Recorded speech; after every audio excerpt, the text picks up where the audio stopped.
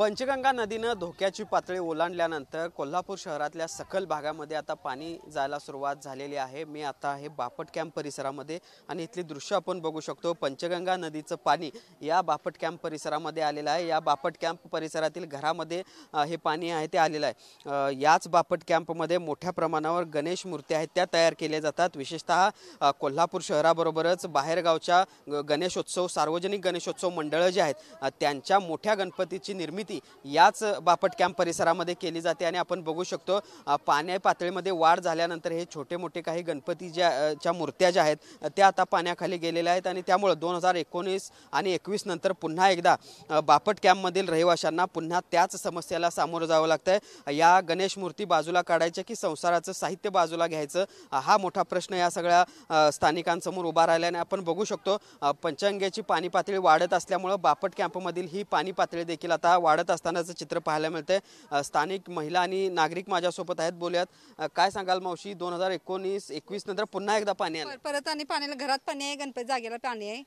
आणि जर आम्हाला हे बँकेचं लोन मिळायला पाहिजे हे घर बांधायचे म्हणजे खाली पाणी आलं तर पसार वरती असं ठेवायला तरी येतंय ती जरा हे काय सरकारने जरा लक्ष दिलं पाहिजे। आणि आता सतेज पाटील या ठिकाणी येऊन गेले, काय सांगितलं त्यांचं काय बोलणं ऐकायला आहे। 6 तारखेला मीटिंग घेतो म्हटल्यात आणि काय ते पर्याय काढूया म्हणायला लागले। दादा काय सांगाल, काय समस्यांना सामोरं जावं लागतं या सगळ्या परिस्थितीमध्ये? आता बघा 2019-2021 त्यानंतर आता परत 2024 समस्या अशी मोठी आहे की घरातलं साहित्य पहिला हलवायचं की कलर केलेल्या गणेश मूर्ती पहिला हलवायचं। 5-6 लाख रुपये कर्ज घेऊन गणेश मूर्तीचे दरवर्षीचं कर्ज घेतल्याशिवाय आम्हाला भांडवल गुंतवल्याशिवाय पर्याय नसतो। सरकार शेतकऱ्यांची जशी कर्जमाफी करते तसं आम्हाला पण कर्जमाफी द्यावी। पर्यायी जागा आम्हाला गणपती ठेवण्यासाठी द्यावी, ते दिलेली नाही। राहायची व्यवस्था आमची शाळेत वगैरे केली जाते पण हे दरवर्षी आम्ही शाळेत राहायला जायला लागते आम्हाला। त्यापेक्षा सरकार आता काय परिस्थिती आहे गणेश मूर्तींची तुम्ही तयार केलेल्या?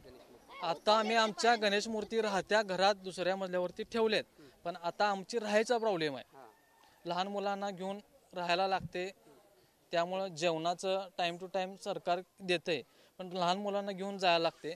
तेच सरकारनं जर आम्हाला इथं घर बांधायला परवानगी किंवा कर्ज दिलं, त्यात सूट वगैरे काय दिली तर निदान आमचं घरगुती प्रपंचिक साहित्य आणि गणेश मूर्ती या दोन्ही पण सेफ राहून आम्हाला कुठेही जाता येईल लगेच फास्टमध्ये।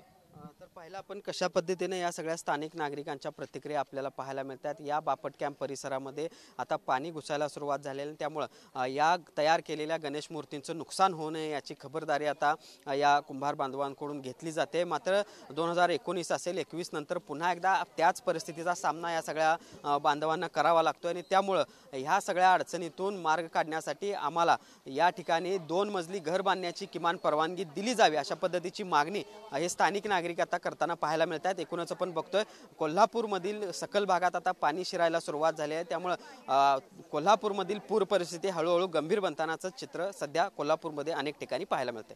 जर्नलिस्ट सुनील काटकरसह भूषण पाटील, TV9 मराठी, कोल्हापूर।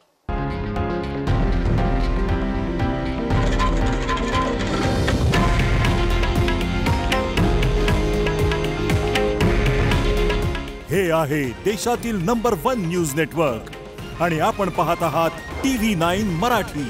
काळजी तुमची, हित महाराष्ट्राचं।